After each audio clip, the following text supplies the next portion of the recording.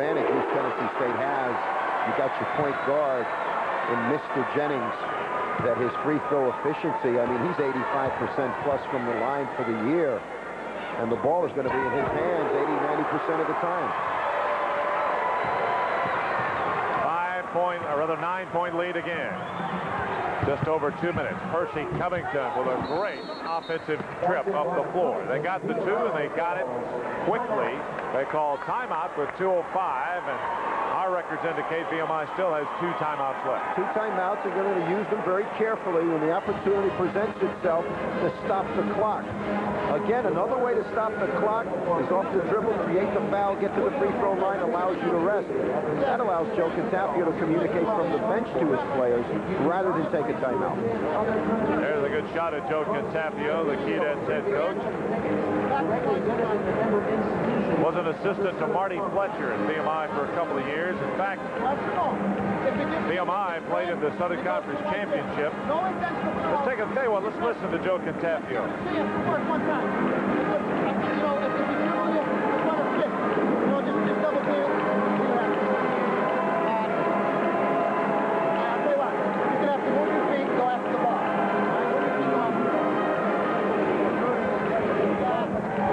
Well, move your feet and get after the basketball, possibly generate a double team.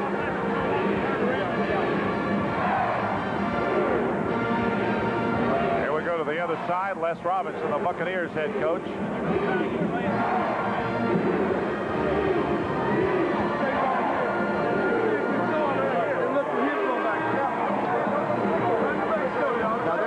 For their pressure release situations in case VMI, which is going to have to do. They know they're going to challenge, so they're going to design something offensively to keep the ball moving, keep the clock running. There you see the timeouts remaining. East Tennessee's not going to use one, you figure. VMI still has 2 left. Percy Covington, 8 out of 12 shots from the floor, 20 points, 5 rebounds, 8 assists. And now, East Tennessee calls the timeout. Great defense by VMI that time, forcing East Tennessee State to use a timeout. That's 2 apiece. Now it gives Joe Contafio extra time, a timeout he doesn't have to use, to regroup, reorganize, and review what they need to do. There's the situation in the first semifinal game this afternoon. VMI trailing by 7. East Tennessee has the ball with 2 minutes to go. You got to stop the clock. There's the guy that East Tennessee would like to have on the foul line, and they'll get him. That's Keith Jennings. East Tennessee State did a nice job of quickly getting the basketball to him, knowing what kind of numbers he has when he goes to the free throw line. Look at our leading scores. Damon with 24, Covington 21, Raymond with 13, Greg Dennis with 20 points, 15 coming in this half. Shows you the balance really of East Tennessee State. 4 players, double figures.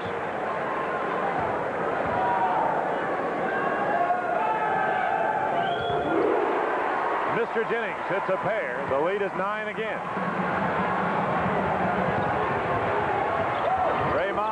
Damon for 3, and VMI calls a timeout. They have 1 left. Damon beautifully working off the pick by Mark Kraft. 3-point jumpers. 6-point game now. Coming out of the timeout, they want a clean pass inbounds to get it on the floor. They want that pressure release up the sideline, and they want to spread it on this end. Playing it in, Dennis to Mr. Jennings. He's the guy they want to handle the ball. Jennings, foul from behind by Damon Williams. The quickness of East Tennessee State, again, the intelligence they showed on the inbounds play. They look for the go-to guy to get the ball in his hands immediately. Both teams very, very well played.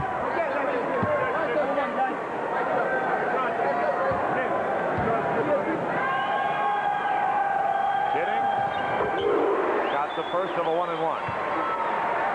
5 big free throws he's hit in a row here in the last couple of minutes. 7-point ball game. 18 for Mr. today. Got them both. He's not going to miss in the situation. He was smiling after he made the first one. Such a confident player. Percy Covington. They kick it back to Damon, who got it. 2 pointers. 1 signal signaled 3, the other signaled 2. Ted Valentine, you have to admit, was right on top of it, and he saw Damon's foot on the line. Let's take a look. Great call. There it is. Excellent call by the official. There's the foul, and Keith Jennings will go back to the line. Great call. These guys are on top of everything this afternoon. Have for the entire tournament. Another day at the office for the little guy. You can call me mister. A minute 31. 91 seconds left in the contest. Jennings, another 1-and-1 situation.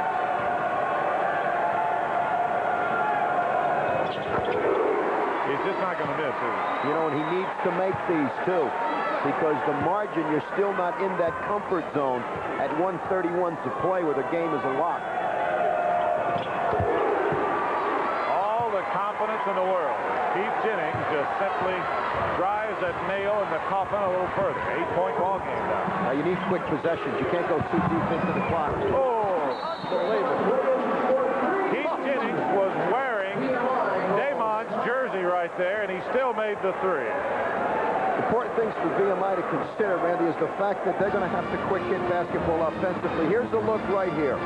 Now, he's thinking 3 all the way, and just as you said, Jennings is right up in his jersey, but he still got it off and delivered. VMI, his top 2 career games at VMI, both coming against East Tennessee State with 32 and 31 points, respectively. They're a little tight here defending this stack. There's the sideline release. Well, East Tennessee will send a different foul shooter to the line. Major GEER will be there, and he only hits 78% of his foul shots. But it is a new shooter, and Mark Kraft is fouled out of the game.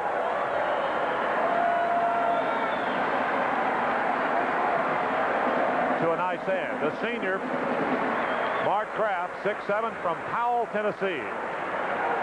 Great performance this afternoon. Played with a lot of power down low. Tremendous job on the offensive boards. 10 points, 9 rebounds for Mark Kraft. Quite a ball game. Lennon Mings will come in to replace Kraft. And Major GEER will be at the free throw line with a 1-and-1. Now, he's a good foul shooter, 78%. But the first shot he's taken has not been to the line, so that statistic does not have any weight to it right now. He got the roll. He's 3 out of 3. His shots that he took came early in the ball game. That's what you call the tournament roll. GEER with another. He puts East Tennessee back up by 6. That one's short. And Damon Williams with a rebound. That's a big miss. Covington up the floor. A minute 16 to go. VMI has no timeout. 3-point game. Nice move. It went in. The blocking foul against Greg Dennis. Everybody was expecting the 3-point shot, and Covington just took it to the hole. Covington read it beautifully. Now watch it here. He's looking shooters, takes it right to the rack. Now what does this do? Switches hands, drops it in, gets fouled, stops the clock. If you can generate 3 points with a dead clock, here's a bonus. Here it is again. Boy, he's thinking score all the way. Now you say Dennis's feet were planted. Why is that a foul? He was under the basket. Now he was out in front of the rim into the lane. He would have been the offensive foul. You want to give the player the opportunity to come down. Covington makes the 3-point play, and it's a 3-point ball game. 1:13 to go. Tough possession. East Tennessee's Greg Dennis fouled in the backcourt by Marty Chadwick. And that will send Dennis to the line for the 1-and-1. A minute and 8 seconds. I tell you something, we said it from the outset, VMI was not going to turn loose until the final buzzer. They're not going to do that. They don't do that at VMI. Well-disciplined ball club, all mentally tough kids. And, of course, Joe Cantafio has a lot to do with that. Now, here is a nice opportunity. You got the big guy on the free throw line, so that takes him out of from a rebounding situation down low. East Tennessee State, though, elects to take everybody off the line. Smart play. He missed it.